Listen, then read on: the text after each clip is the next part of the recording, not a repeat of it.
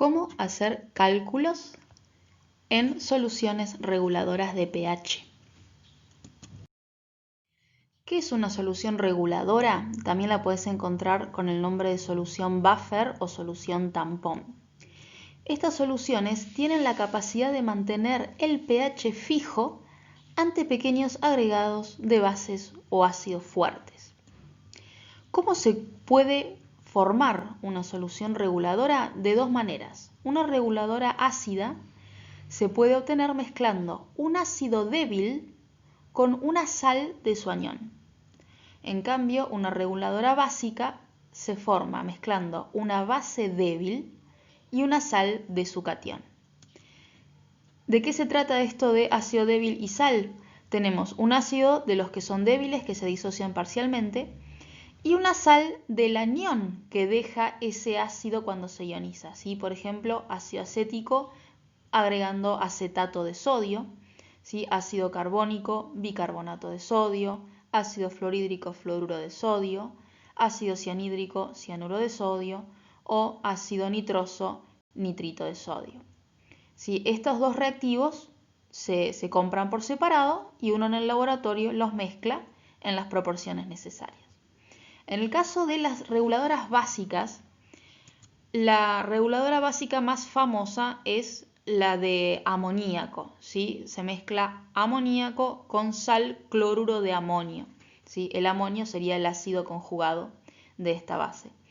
Otras bases débiles que se usan son casi todos compuestos orgánicos en los que tenemos algún grupo amino, ¿sí? Y ese amino después protonado forma una sal que mezclándola nos queda base débil, sal del catión, entonces se forma una reguladora. Un ácido o una base fuerte no se puede usar para hacer una reguladora por sí sola. ¿Sí? Por ejemplo, si yo mezclo ácido clorhídrico, que es fuerte, con cloruro de sodio, esto no es una solución reguladora, ¿sí? Porque si bien tengo una sal de este ácido, que comparten el cloruro, este ácido es fuerte, se disocia totalmente, entonces no va a poder regular pH.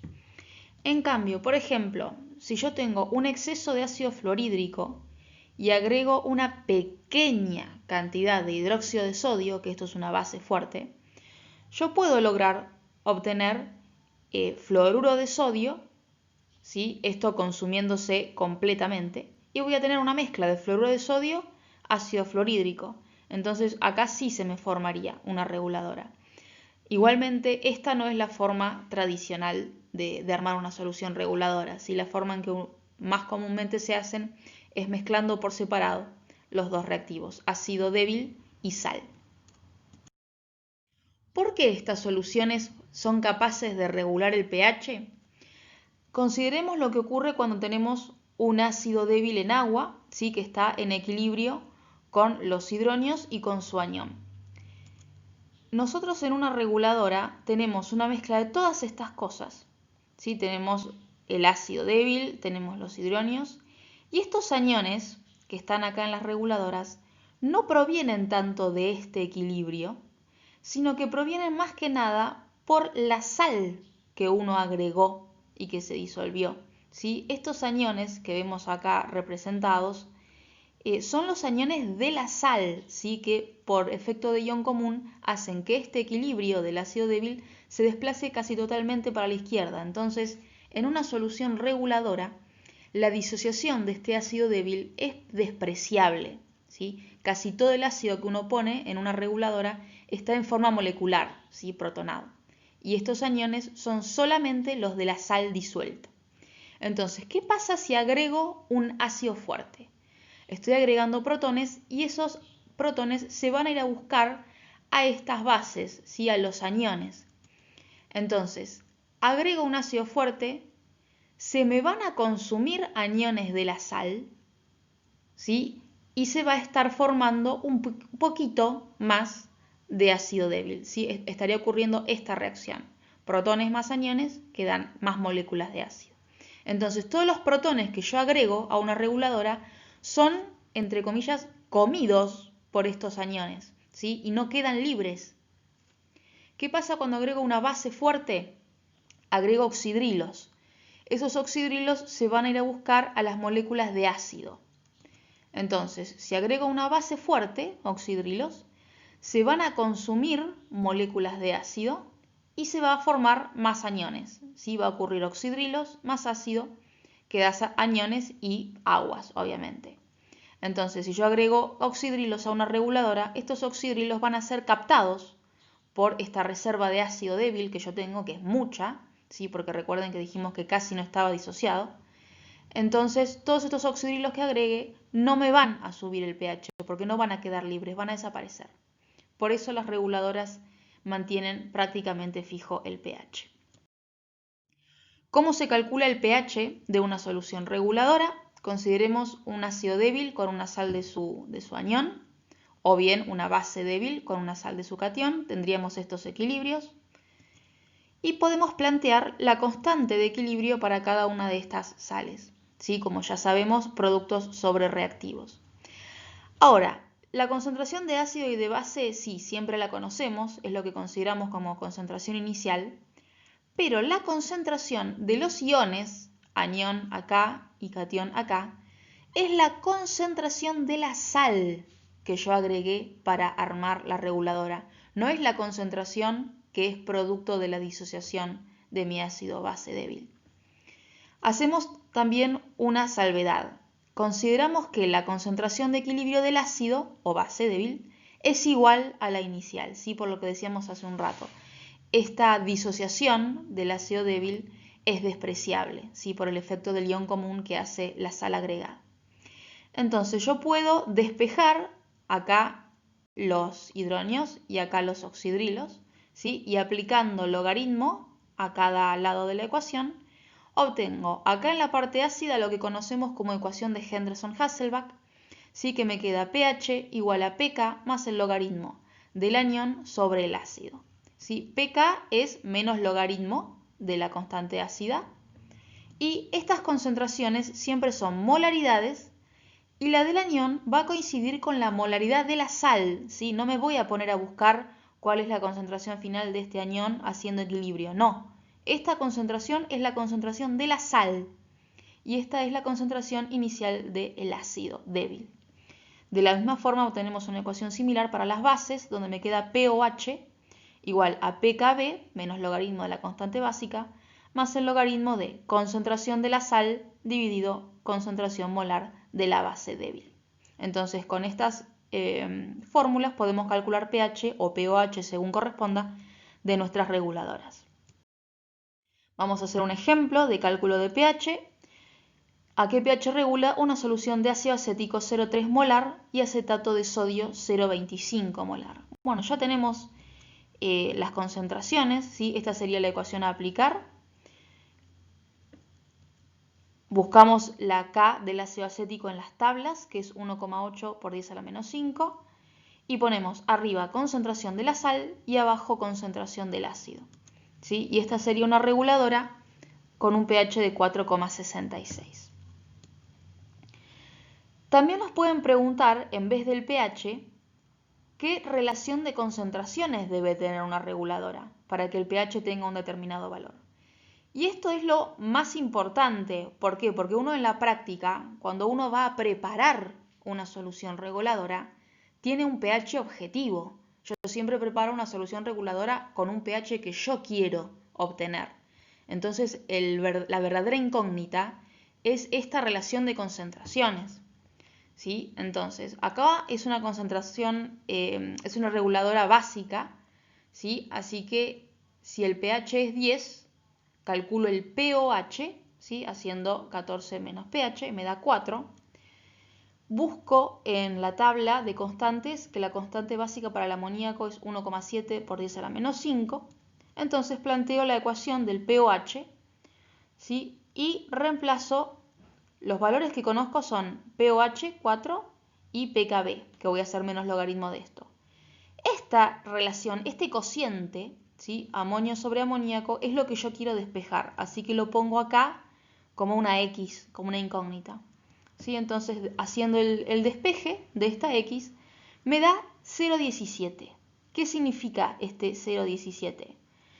yo necesito una relación de concentraciones que cumpla con esta condición. Es decir, que al dividirlas, una por la otra, me dé 0,17.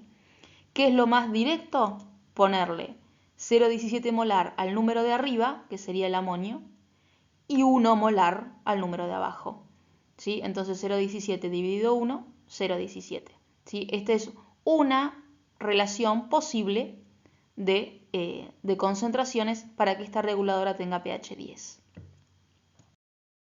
Ahora bien, la gracia de estas soluciones es que no cambian el pH cuando yo le agrego un poquito de ácido o un poquito de base.